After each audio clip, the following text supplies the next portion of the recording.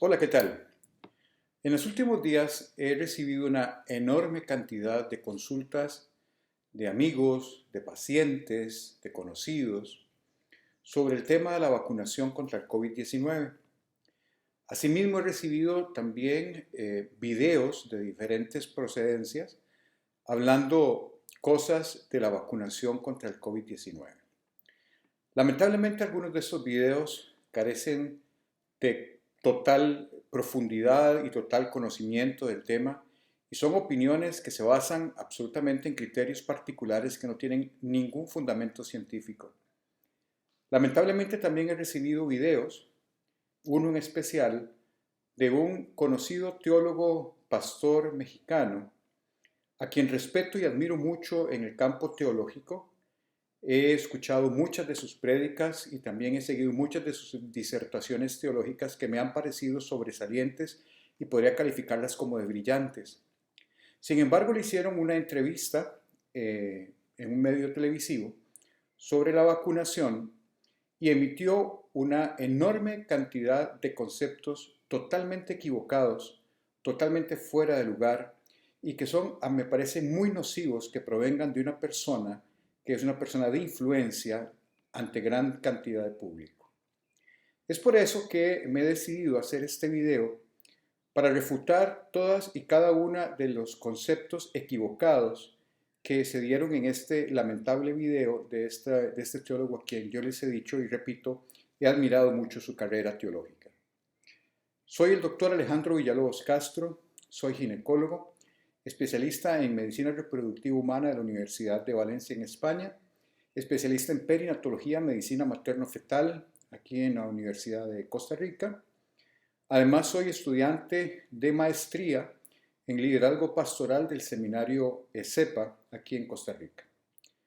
Por lo general a mí nunca me gusta, y los que me conocen saben que no me gusta andar sacando mi currículum profesional, pero dado el tema que nos compete, creo que es importante que conozcan mi trayectoria profesional de más de 27 años de carrera profesional para darle un poco de sustento a las palabras y a los comentarios y a los datos que quiero compartir con ustedes con relación a este tema que eminentemente es médico.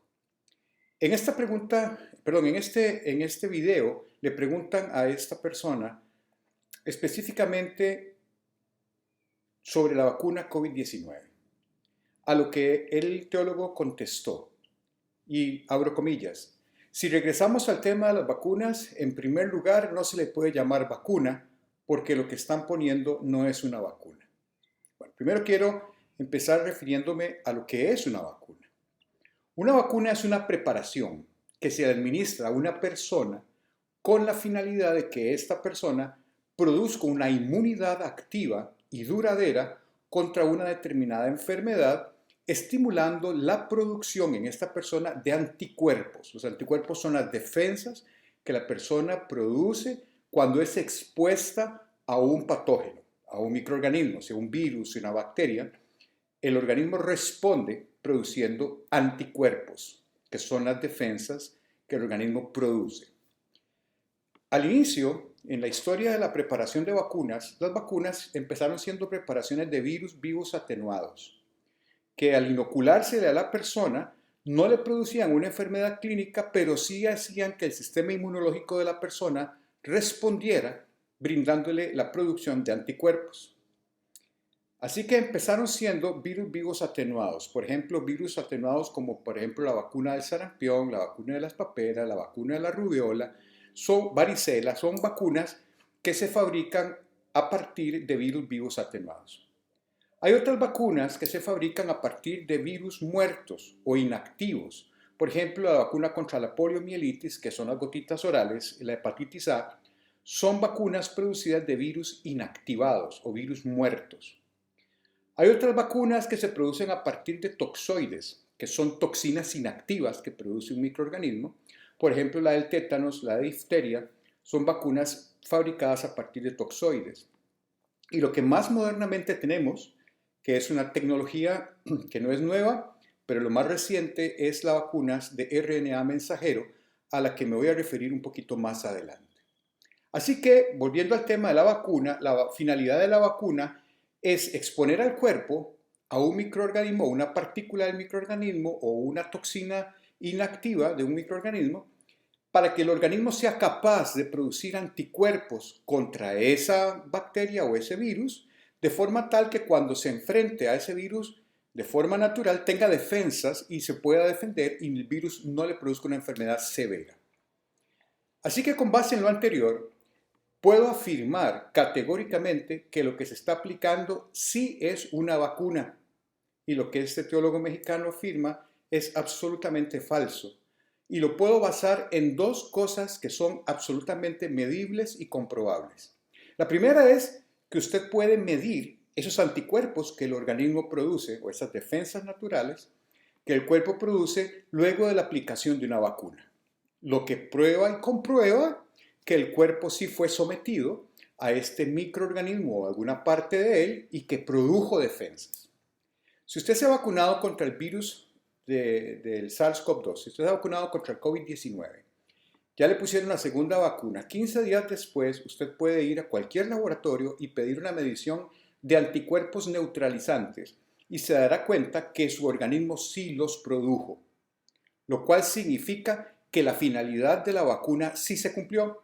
Es decir, la persona sí produjo anticuerpos contra ese particular virus sin que se haya enfermado.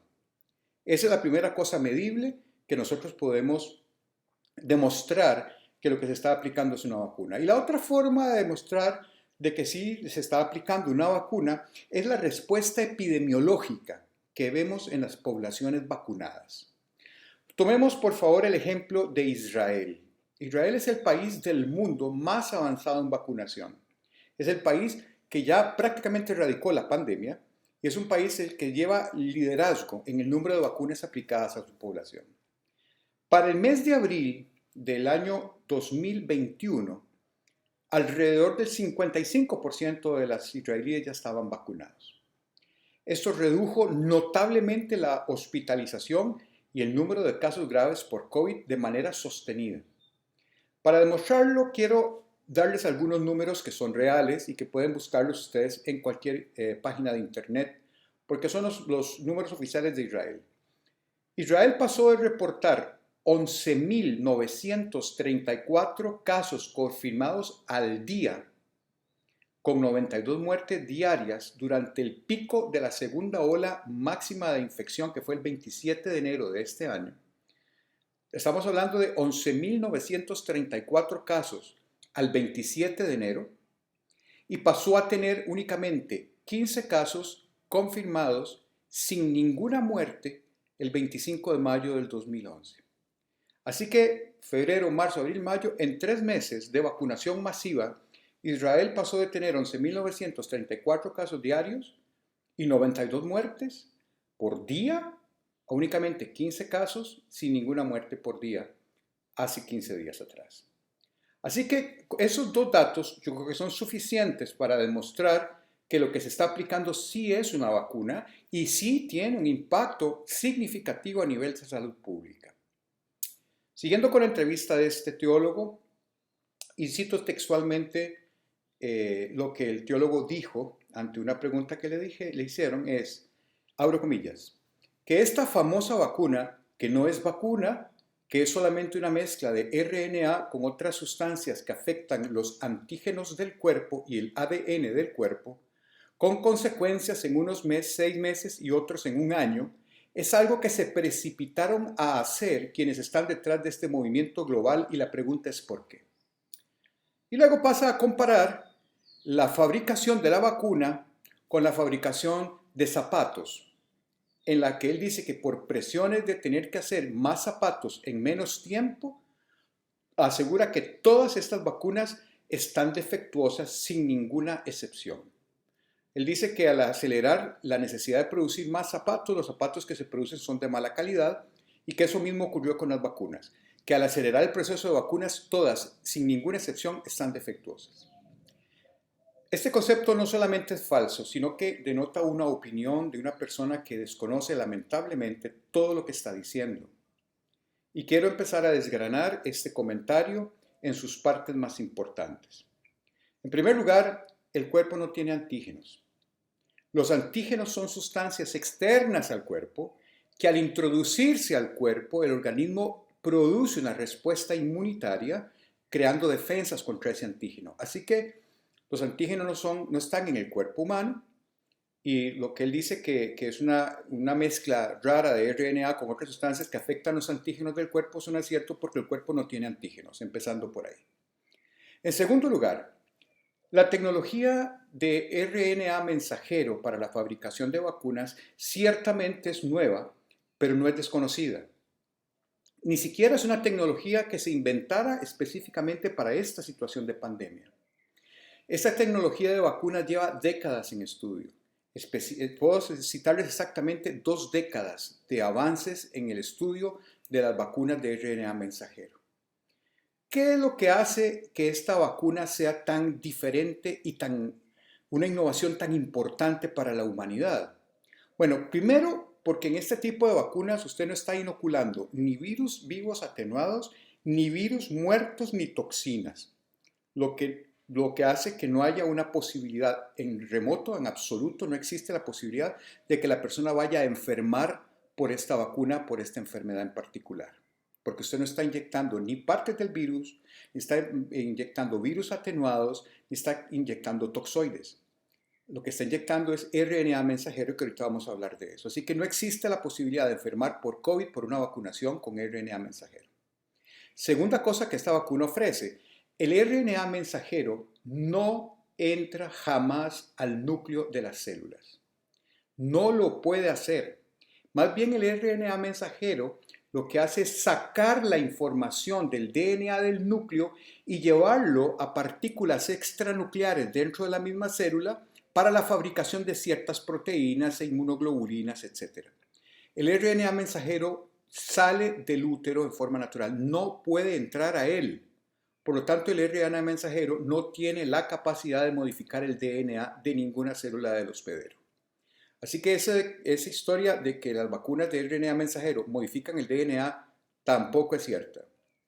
Tercero, el RNA mensajero se degrada muy rápidamente, por lo que se puede evitar la aparición de efectos secundarios a largo plazo, como sí podrían ocurrir con vacunas de virus vivos atenuados. Y cuarto y quinto. Cuarto es que el proceso de producción de estas vacunas de RNA mensajero es mucho más rápido, mucho más estandarizado que las vacunas tradicionales, lo que facilita que haya una producción en masa mucho más acelerada que lo que se haría con otro tipo de vacunas. Así que esta técnica de producción de vacunas facilita la producción masiva para la distribución mundial de estas vacunas. Y en quinto lugar, esta vacuna se puede adaptar fácilmente a las mutaciones que el virus pueda producir. Así que esta vacuna puede también cambiar su estructura de RNA mensajero para cubrir nuevas mutaciones que puedan estar ocurriendo por este virus que puede mutar como los virus mutan.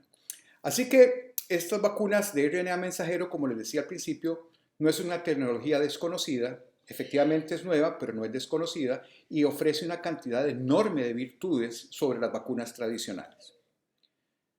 El tercer aspecto de este comentario es que no es cierto de que por acelerar el proceso de producción de vacunas, las vacunas son defectuosas todas sin ninguna excepción. Eso no es cierto. Todas las vacunas deben pasar por todos los estudios clínicos a gran escala que los organismos regulatorios internacionales demandan para permitir su distribución y su administración a la población.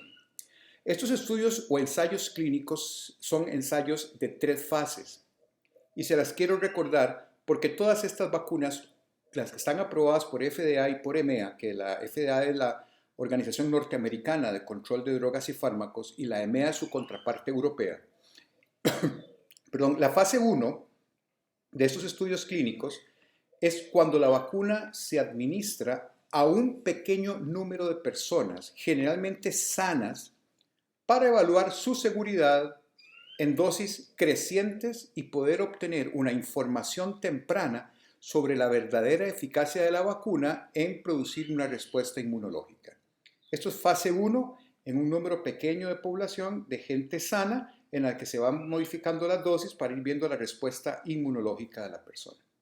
Una vez superado esto y se ve que la vacuna no produce efectos adversos, se pasa a fase 2. Fase 2 es en donde la vacuna se administra a cientos de personas probando diversas dosis en diferentes grupos de edad, en personas típicamente saludables y con características raciales distintas. Estos son estudios de casos y controles. Un estudio de caso control es que está la población que se divide en dos.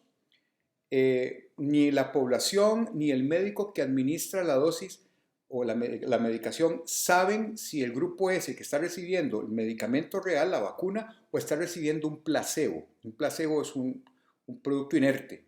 Por ejemplo, puede ser agua, que no produce absolutamente nada. Estos estudios comparan la dosis administrada, la respuesta inmunológica entre los casos y los controles, sobre todo para validar la eficacia de la vacuna.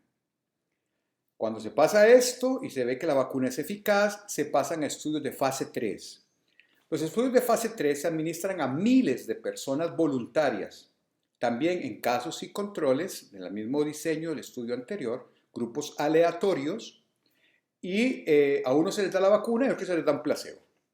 Estos estudios a doble ciego en miles de personas nos dan la información adicional que se requiere de eficacia, seguridad, comparando la respuesta entre el grupo control y el grupo de casos, o sea, el grupo que se administra vacuna y el grupo que se administra placebos.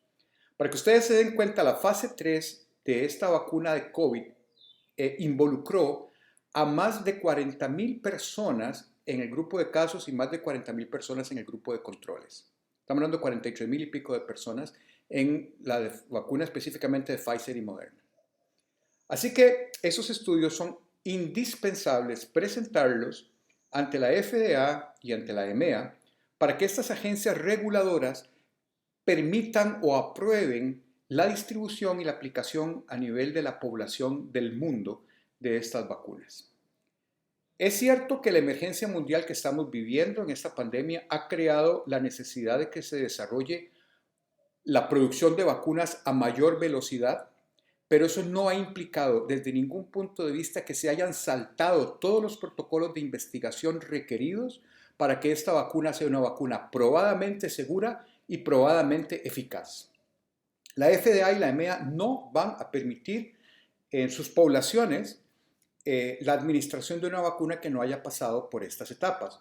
Nosotros en Costa Rica somos sujetos a las regulaciones de la FDA y si la FDA no aprueba o la EMEA o la OMS no aprueban una vacuna o cualquier medicamento para uso poblacional, en Costa Rica ese medicamento no se puede importar. Esa es la razón por la cual la vacuna Sputnik, que es la rusa, no se vacuna en Costa Rica, porque no ha cumplido con todos estos ensayos, esas fases clínicas de ensayos que se requieren para que esta vacuna sea aprobada por esos organismos internacionales. Así que la vacuna es defectuosa porque se produjo en tiempo récord no es cierto. La vacuna no es defectuosa, pasó por absolutamente todos los ensayos clínicos de seguridad que garantizan una eficacia ya está comprobada con datos y una baja incidencia de efectos adversos.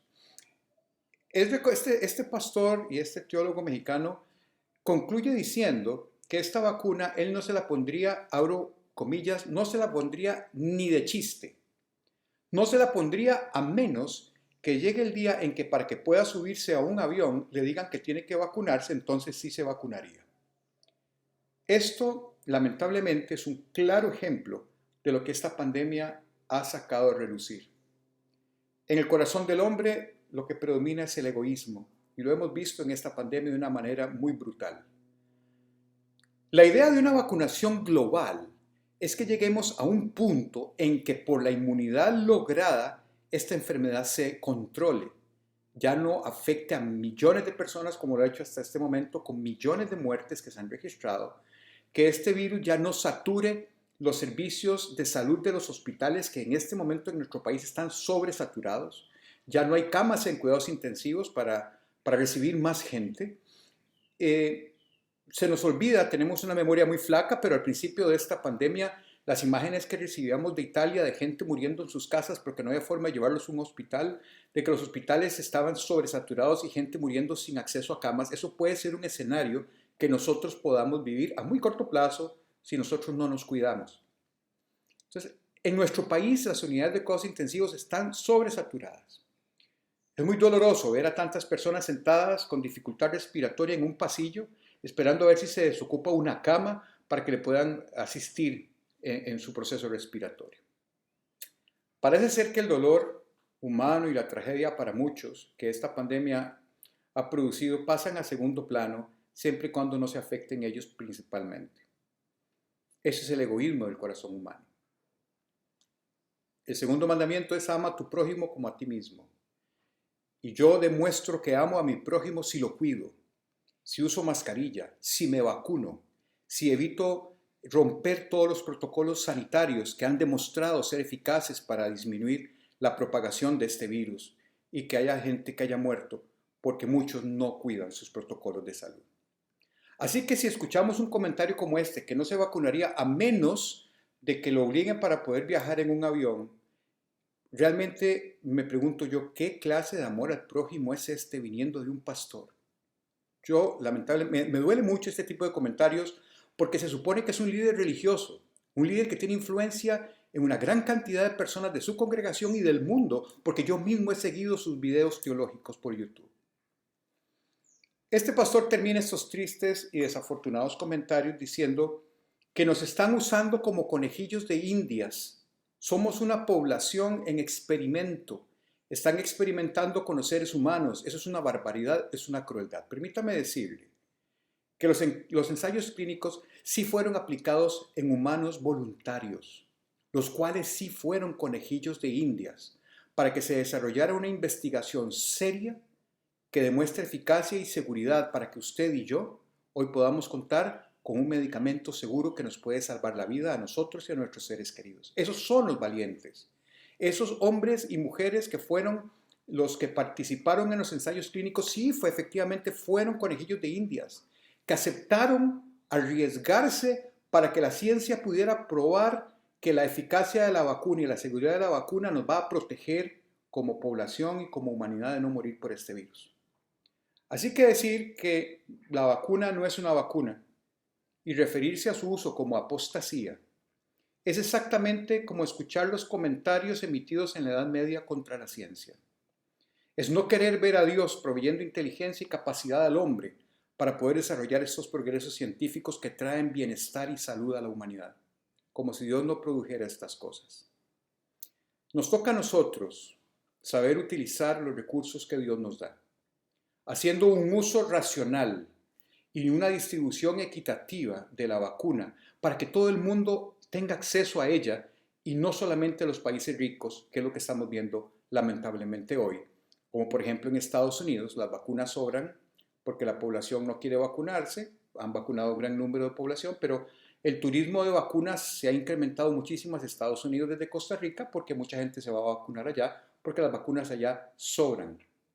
Y vemos países como África, como India, donde el porcentaje de vacunación es ínfimo, que no tienen mucho acceso a las vacunas, y volvemos a ver la misma mala distribución de los recursos que el hombre ha hecho a lo largo de su historia. No hemos aprendido mucha cosa. Hizo mucho ruido la información sobre algunos casos reportados de trombosis, especialmente luego de la vacunación con la vacuna de Johnson & Johnson y especialmente la de AstraZeneca. Siendo este el efecto adverso más sonado, más reportado y que ha generado mucho temor en la gente. Bueno, quiero decirles lo siguiente para generar tranquilidad a todos los que me están escuchando. Según los datos de la EMEA, de la Agencia Europea de Regulación de Medicamentos, hasta el 4 de abril del 2021 se habían vacunado con AstraZeneca 34 millones de ciudadanos de Europa y del Reino Unido. El 4 de abril de este año, 34 millones de personas en Europa y el Reino Unido se habían vacunado con la vacuna de AstraZeneca. El número de casos reportados de trombosis en este lapso fueron de 222 casos. Es decir, el riesgo de trombosis por vacunación por la vacuna de AstraZeneca es del 0.0006%. Les recuerdo algunos datos interesantes. El riesgo de trombosis de la población general es del 0.05%. O sea, es más peligroso ser un humano vivo para tener una trombosis que vacunarse con la vacuna de AstraZeneca, por ejemplo. El riesgo de trombosis de una mujer embarazada per se, únicamente por su condición de embarazo, es del 0.25%. El riesgo de consumo, el consumo de tabaco aumenta 1.43 veces el riesgo de trombosis en una persona. El uso de pastillas anticonceptivas, tan usadas alrededor del mundo, conlleva un riesgo de trombosis del 0.05%. El riesgo de trombosis por la vacuna de AstraZeneca, que la que más ha sonado, es del 0.0006%. Con estos datos, es obvio que la vacunación es mucho más segura que peligrosa en términos de trombosis venosa. Y sobre todo, tomando en cuenta el riesgo de trombosis ante un COVID grave, que eso es realmente serio. En las pacientes con COVID grave internados, estamos hablando de cuadros de trombosis en un 25% de los pacientes. Y en casos no tan graves ni críticos, la posibilidad de trombosis por COVID es del 5%. Así que estos son datos reales, verídicos, comprobables, investigables. Los animo a que si tienen alguna duda, busquen estos datos para que ustedes se den cuenta que vacunarse es muchísimo más seguro que no vacunarse, aún en riesgos de trombosis venosa. Espero que este video haya sido de utilidad, que sea un motivo de tomar una decisión correcta, de cuidarnos, cuidar a nuestro prójimo, de vacunarnos para tratar de alcanzar la tan anhelada inmunidad de rebaño, que es lo que nos puede llevar finalmente a restaurar la vida como antes la conocíamos. Que el Señor los bendiga a todos. Gracias.